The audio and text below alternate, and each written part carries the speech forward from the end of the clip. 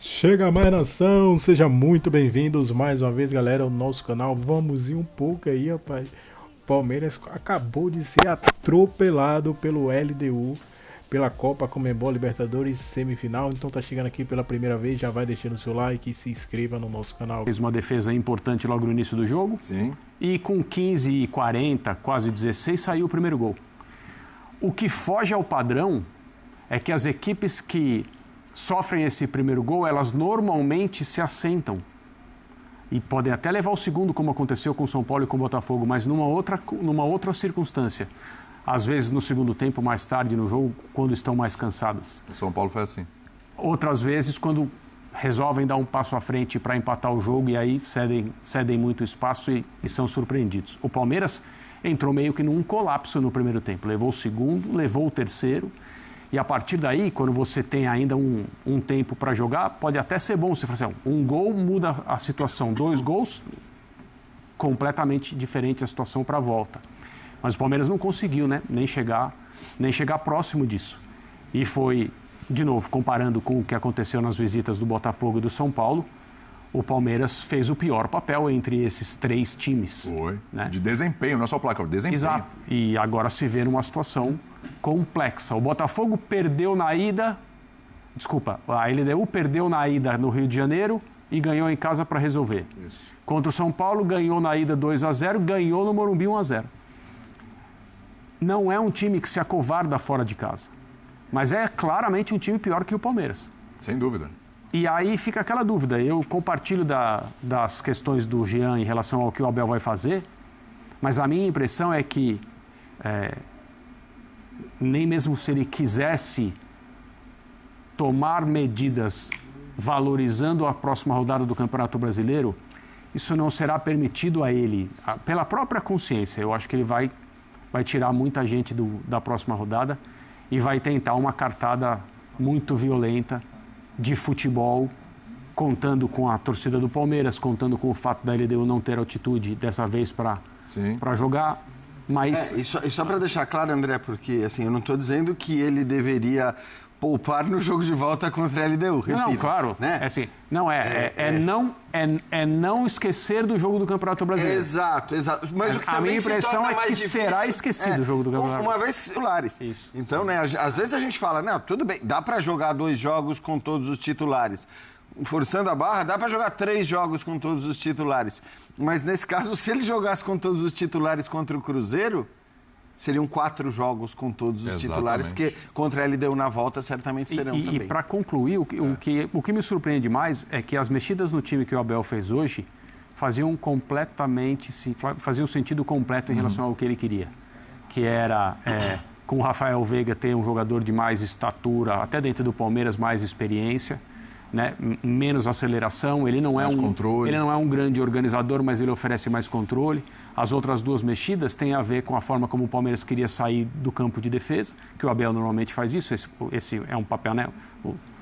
A linha de 3 para sair, feita por um jogador que recua um pouco, já fez várias outras vezes, e a bola aérea, tanto ofensiva quanto defensiva, reforçadas com a entrada desses jogadores. No final, a bola aérea não foi um fator. Exato. Né? Porque pelo chão a LDU construiu o resultado no primeiro tempo de uma maneira que pareceu até simples do ponto de vista do volume de aparições da LDU na área do Palmeiras. Muito abaixo, muito ruim a atuação do Palmeiras, em especial no primeiro tempo. Jogou com muita facilidade. Uma noite em que a LDU foi Palmeiras e o Palmeiras foi a LDU. A gente vai ouvir o Piquerez, o Giá e o Andrés Pereira. Na sequência, o Paulo Calçado já está com a gente também. Já ampliou aqui para o Birner, para o Pedro Ivo Almeida também. Vamos nessa. Piquerez, como é que explica uma derrota como essa, de altitude? Jogo perfeito na volta, com muita humildade, muita fé, e a gente sabe com o nosso torcedor em casa, a gente...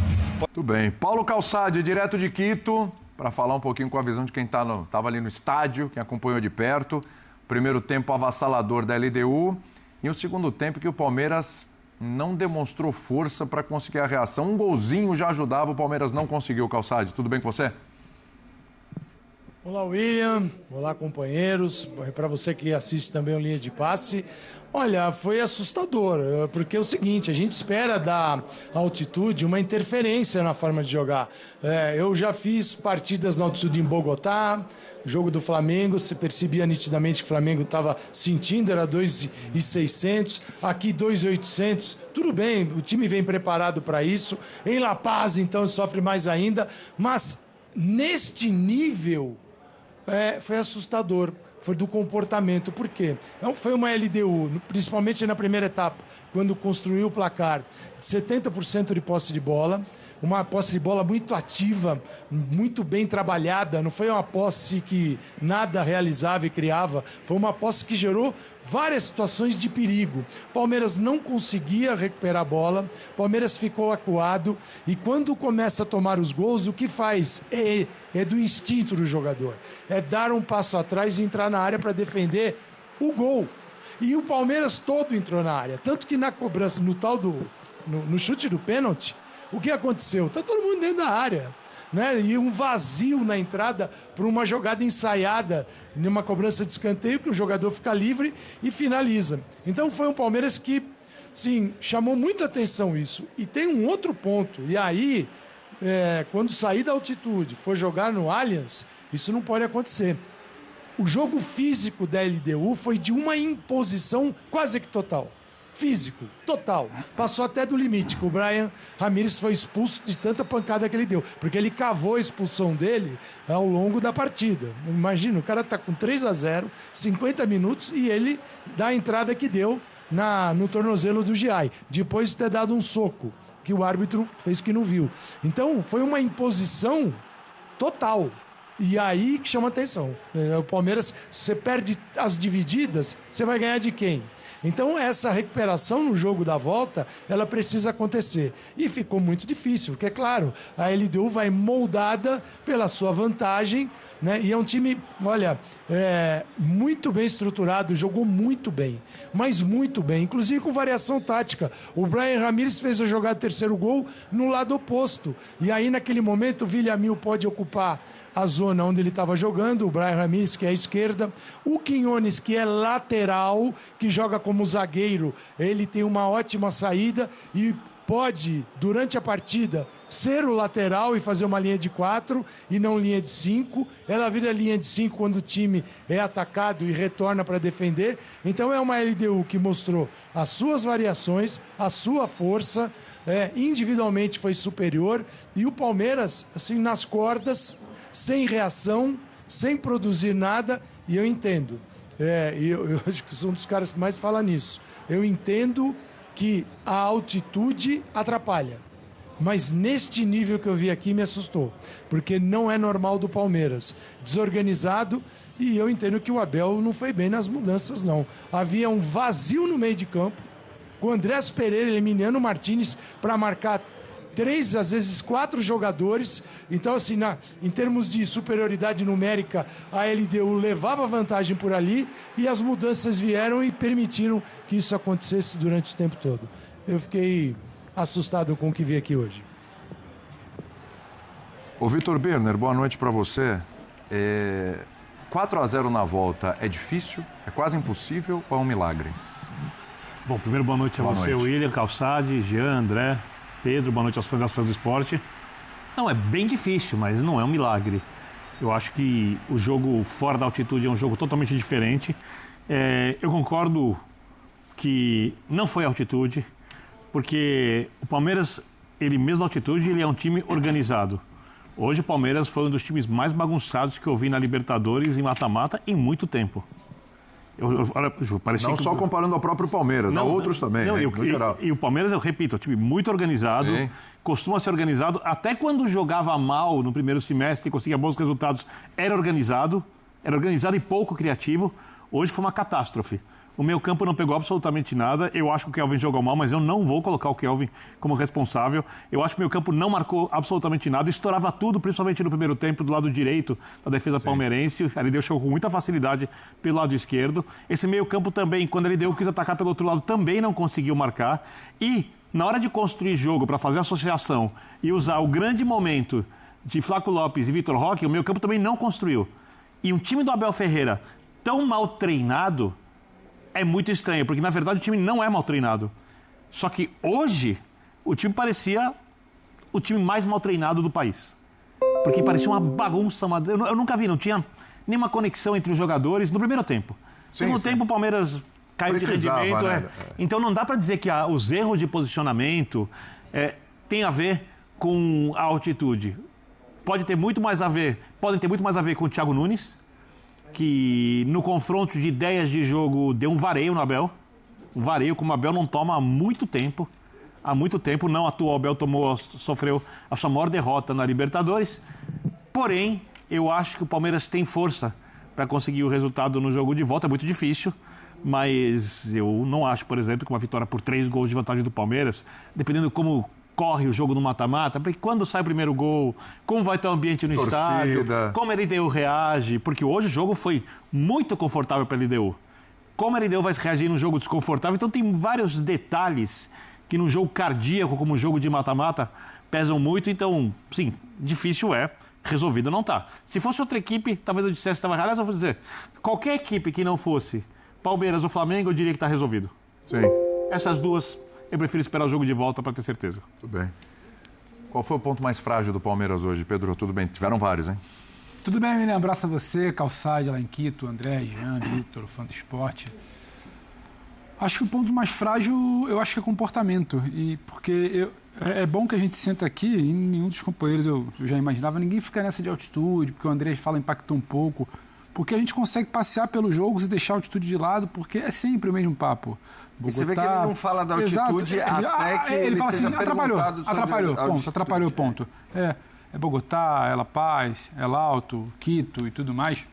Só que quando você olha para um Palmeiras, e aí tem um ponto que o Birner pega, que até fiquei atento à fala, do trabalho do Thiago. Eu nem acho que foi exatamente uma apresentação do Thiago Nunes que ele virou e falou, caramba, ele entrou em campo, surpreendeu, deu um baile no Abel. Para mim, a LDU ela fez hoje o que ela tem costume de fazer. A intensidade acima do padrão em início de jogo é sempre algo corriqueiro. É muita intensidade, tentar acelerar enquanto o time que não é, habitué ali, está acostumado, está se assentando em campo, é chute de fora, é velocidade, é inversão, é muita movimentação, é jogo pelo lado. Isso tudo a LDU sempre faz. E a LDU hoje ela pega e começa a induzir o Palmeiras. O Palmeiras sempre muito bem encaixado, sempre muito bem marcado, sempre muito bem postado.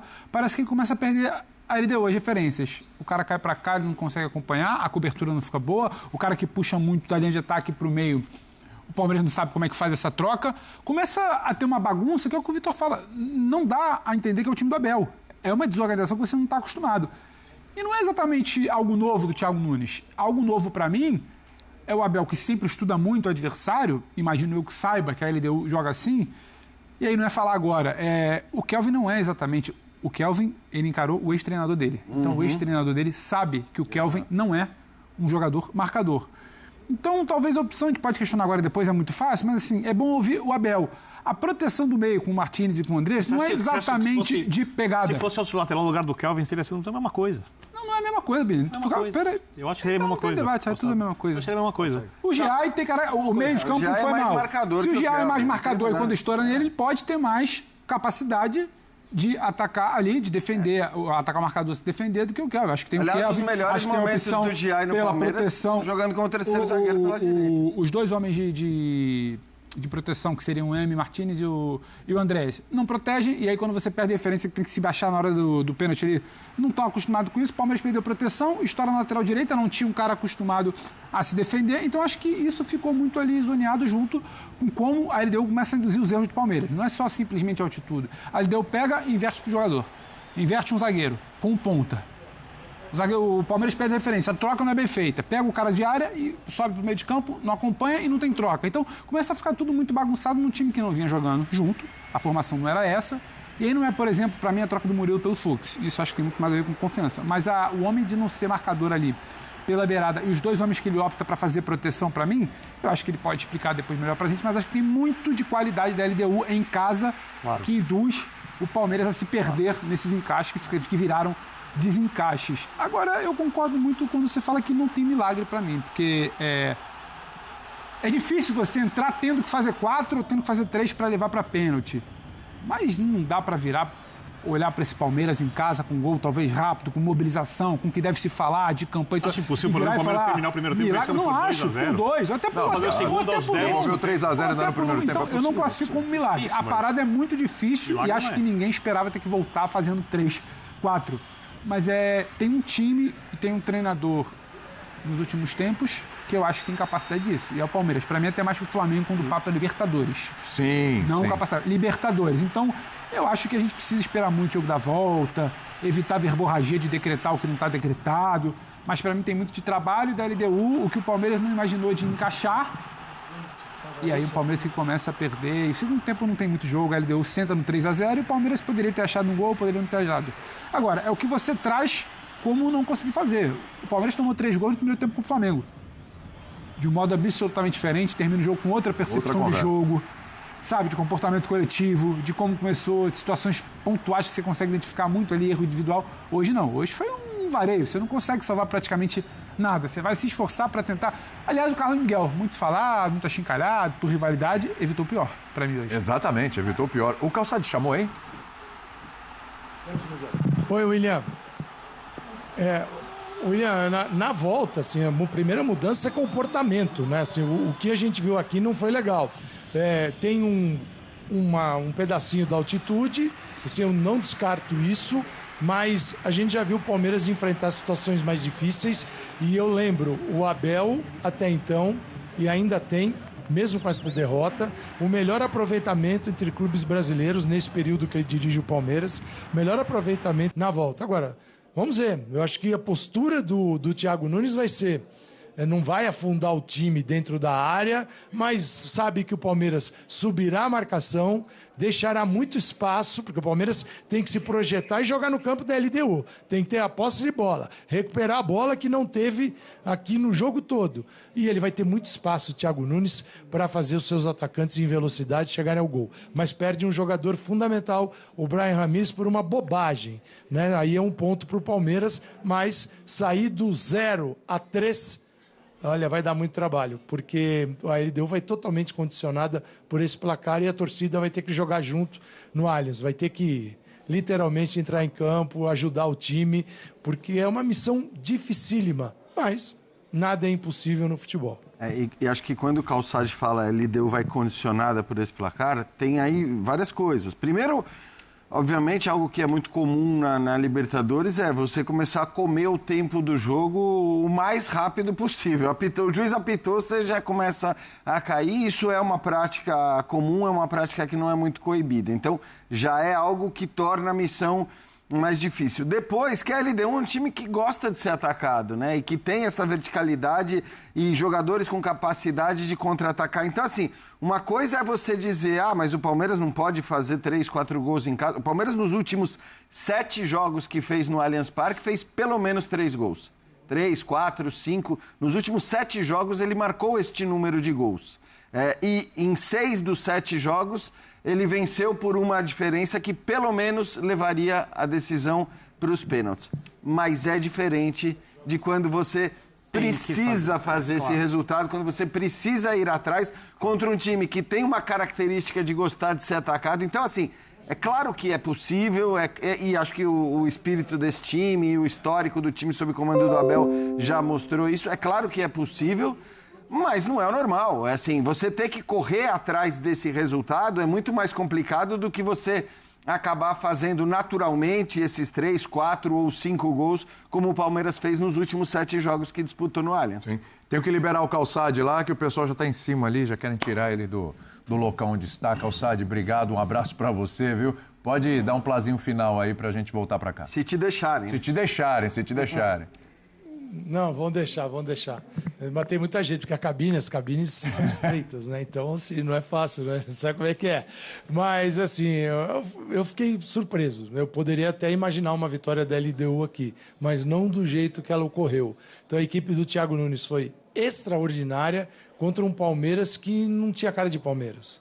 Não parecia o Palmeiras, ainda mais de um treinador que está há 5 anos no cargo. A gente sabe como o Abel trabalha, sabe como o Palmeiras, e as coisas realmente ficaram muito difíceis aqui e agora serão difíceis no Allianz.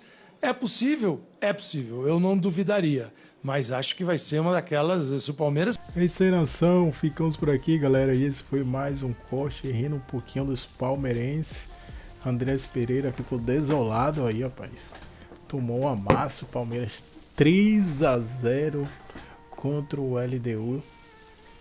Quito, rapaz, os caras comeram a bola e olha que a LDU poderia ter feito mais, né? Se eles apertassem ali no segundo tempo ali, poderia ter feito 4, 5. O time do Palmeiras não viu a cor da bola, não. A intensidade do LDU no jogo todo foi um nível absurdo. Eu acho que o Palmeiras correu demais contra o Flamengo no domingo.